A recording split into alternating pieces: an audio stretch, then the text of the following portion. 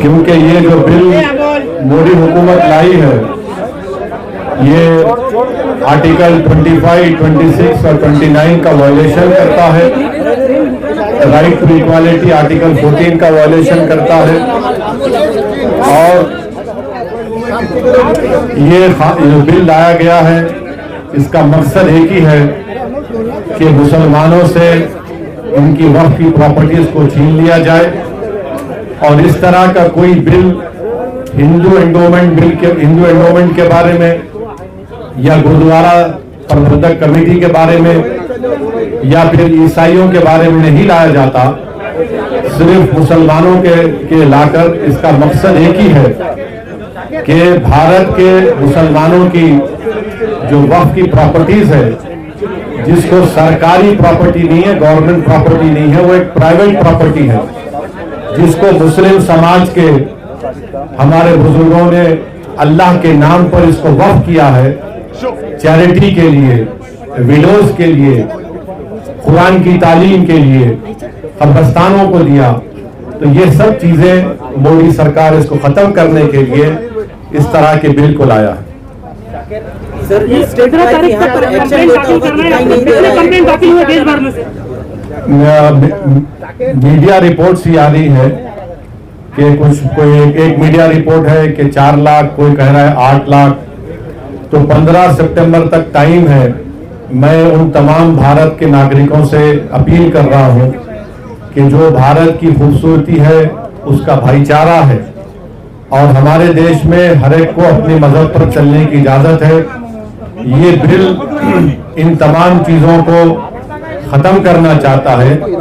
तो जो all India Muslim personal law board ने भी जो QR कोड के जरिए आपसे अपील की है कि आप इंग्लिश और हिंदी में इस बिल के खिलाफ ये जो वक्फ का NRC साबित होगा, आप अपना रिटर्न रिप्रेजेंटेशन भिजाए कमेटी को, सरकार को भिजाए कमेटी को। और महाराष्ट्र में ये कई जगह पर रिप्रेजेंटेशन दिए जा रहे हैं पर्सनल लॉ बोर्ड की लीडरशिप में। आज औरंगाबाद में पहली मीटिंग हुई है और देश भर में इस तरह के पब्लिक प्रोटेस्ट मीटिंग्स होंगे जिसका फैसला all India Muslim personal law board ने किया है। इस कानून में ये बात आपको समझना है कि लिमिटेशन का जो कानून है आप वक्फ प्रॉपर्टी से निकाल दे रहे हैं। हिंदू एंडोमेंट में लिमिटेशन अप्लाई नहीं होता, वक्फ में क्यों अप्लाई हो रहा है?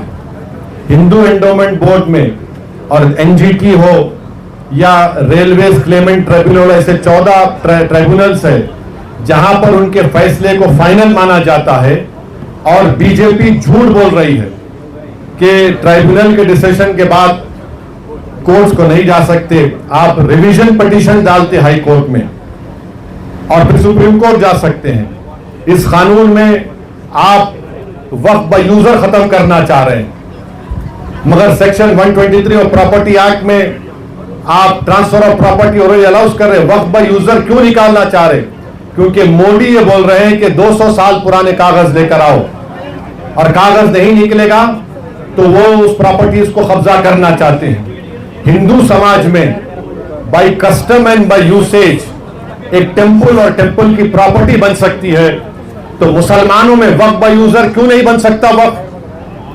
मोदी सरकार कलेक्टर को इतना पावर दे रही है कि कलेक्टर अगर इंक्वायरी जब करेगा किसी प्रॉपर्टी, कोई भी प्रॉपर्टी के बारे में वक्फ की, तो जब तक वो प्रॉपर्टी इंक्वायरी मुकम्मल नहीं करता वो प्रॉपर्टी वक्फ की नहीं रहेगी।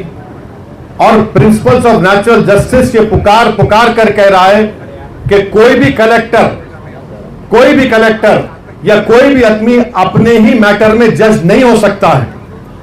ये कौन है आप कलेक्टर को इतना पावर देने वाले कि कलेक्टर डिसाइड? उस एक्ट में, इस बिल में यह भी कह दिया गया कि इस बिल को कानून बनने के बाद या उससे पहले जो भी वक्फ प्रॉपर्टी है अगर वो गवर्नमेंट कब्जे में है तो कलेक्टर तय करेगा और कलेक्टर फैसला भी दे सकता है। ये क्या हो रहा है इस देश में? नरेंद्र मोदी मुसलमानों से ये प्रॉपर्टीज को छीनना चाह रहे, इसीलिए हम ये कह रहे हैं कि ये कानून आर्टिकल 14, आर्टिकल 25, आर्टिकल 26, 29 का ग्रेव वायलेशन है। इस कानून में ये था। आप देखिए मोदी बोल रहे कि कानून हम वक्फ प्रॉपर्टी को बचाना चाह रहे। पहले 95 के एक्ट में था कि अगर कोई वक्फ की प्रॉपर्टी चोरी करता तो 2 साल की कैद बामुशक्कत, रिगरस इंप्रिजनमेंट। मोदी जी उसको सिंपल इंप्रिजनमेंट कर रहे हैं। अभी नॉन बेलेबल है, मोदी जी बोल रहे हैं बेलेबल कर दूंगा मैं। मुतवल्ली अगर कलेक्टर की बात नहीं सुनेगा सेक्शन 61 में, तो कलेक्टर मुतवल्ली को अगर बोलेगा कि मस्जिद को तुम बोल दो गवर्नमेंट प्रॉपर्टी है, नहीं करेगा तो कलेक्टर को 6 महीने की सजा। आप बताइए क्या क्या करना चाह रहे हैं मुसलमानों से आप? ये कानून बना रहे हैं। और जितने भारत की पॉलिटिकल पार्टीज हैं उनको सोचना पड़ेगा, चाहे वो एनडीए की सपोर्ट कर रहे हैं या नहीं कर रहे हैं, ये कानून भारत के कॉन्स्टिट्यूशन के खिलाफ है। आप कैसे इस तरह का कानून बना रहे हैं? आप पूरी प्रॉपर्टीज को छीनना चाह रहे हैं। ये काम इस बिल के जरिए मोदी करना चाहते हैं। सर, अगर एंटीलिया की बात की जाए तो उसमें कई सारे वक्त के मेंबरान थे, उन्होंने नॉन वक्त प्रॉपर्टी उसको घोषित किया है। तो उनको आप एक्शन लीजिए, उनको हटाइए, और वो मैटर सुप्रीम कोर्ट में है। महाराष्ट्र की सरकार एक स्टैंड ले, शिंदे की सरकार एक स्टैंड ले उसके बारे में कि वक्फ की प्रॉपर्टी, और वो तो आगा खानी वक्फ का है, यतीम खाना है वो। मैंने 2013 में जब ये बिल पास हो रहा था, मैं अपनी स्पीच में इस बात का जिक्र किया। यतीम खाने पर आप बना लिए, तो महाराष्ट्र की सरकार क्या बोलना है उसके ऊपर? तो यही देखिए, ये कानून क्यों बना रहे, ताकि सरकार कलेक्टर के जरिए इसको कहेगी वक्फ नहीं है, या फिर कहेगी कि लिमिटेशन एक्ट का कानून खत्म हो गया, या फिर इवैक्यू प्रॉपर्टीज की जितनी प्रॉपर्टियां सब कब्जा करना चाहती। तो ये कानून वक्फ को बचाने के लिए नहीं लाया गया है, ये कानून वक्फ को खत्म करने के लिए नरेंद्र मोदी लाए हैं। आप एमआईएम इस पार्टी की इस तरफ आ रही है, लेकिन कांग्रेस इस बारे में कुछ ज्यादा बोल नहीं रही है। देखिए, आप मेरे बारे में पूछिए, आपके सामने क्या करूंगा,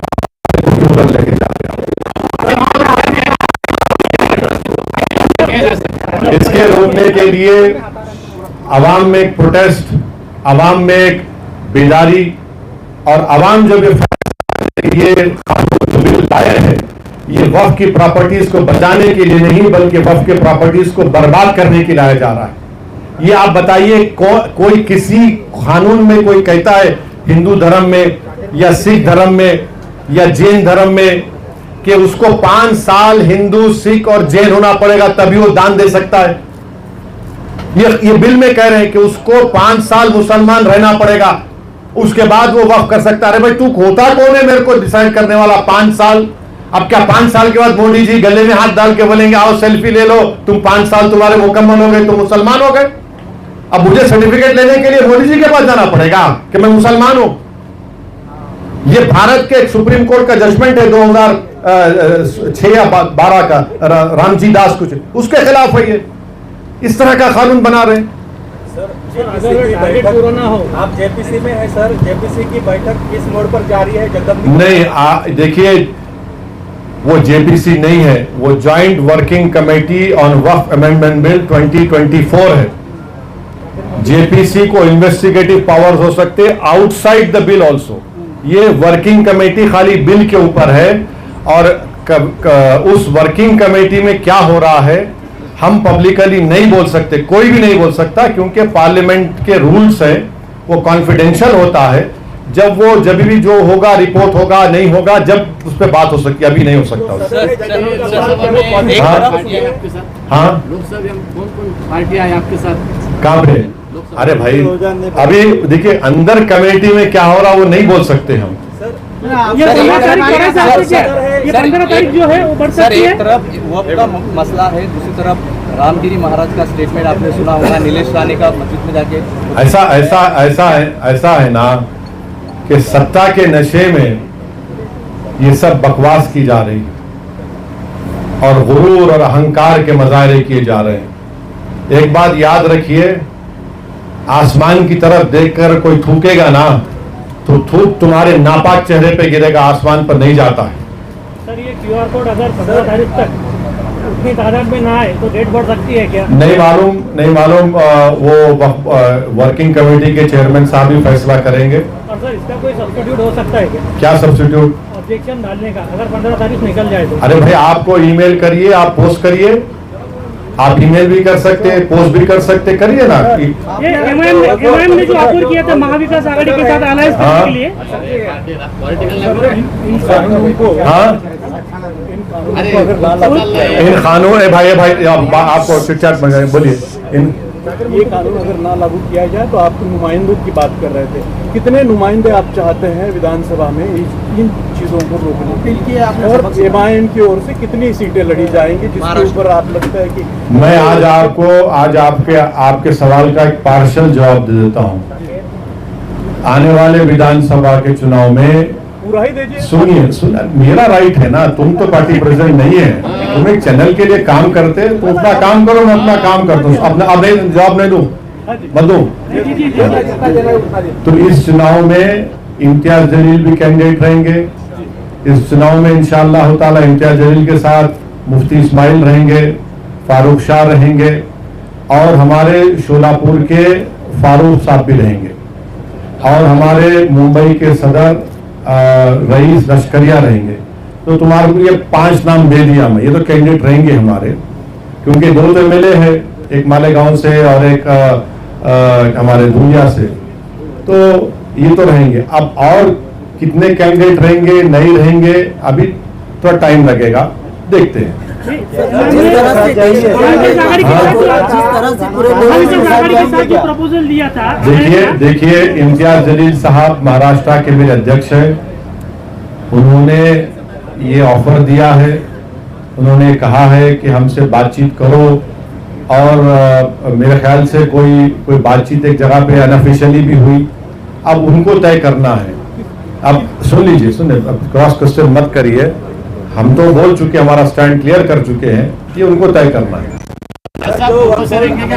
अब ये आपको मैं बोल दिया ना, मैं आपका जवाब पार्शली दे चुका हूँ, मैं आपको पार्शली जवाब दे चुका हूँ।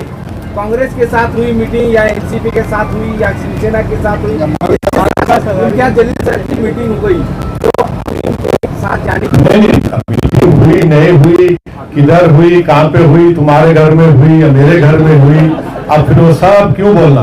तुम्हारे को जो जितना हमको बोलना उतना ही बोलेंगे ना।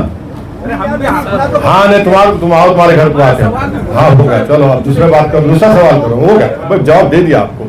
और बोलिए सर, जिस तरह से पूरे मुल्क में मुसलमानों को टारगेट किया जा रहा है, एक तरह से मुसलमान खुद को असुरक्षित समझता है, तो क्या मोदी हुकूमत सबका साथ सबका विकास यही दिखाई दे रहा है?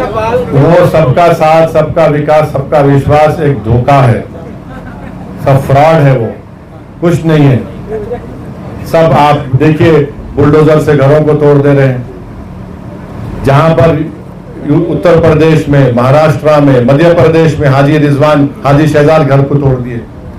वही एक सुभान खान हरियाणा का, खम्मम तेलंगाना में है, मेवाती मुसलमान है, लेबरर है, 70% हैंडीकैप है।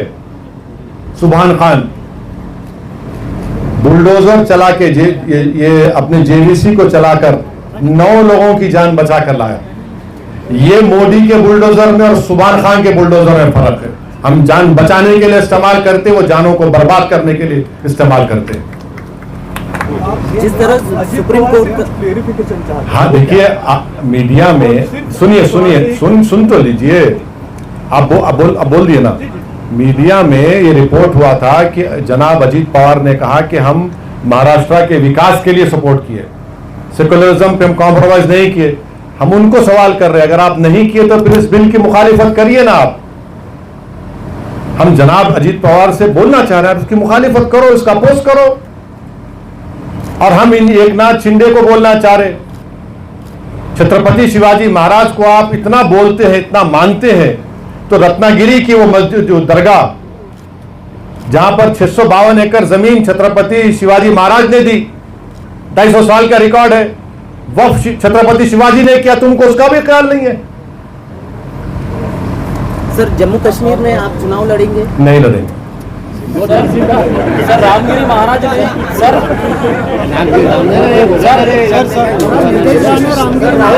चलिए हो गया, थैंक यू सर।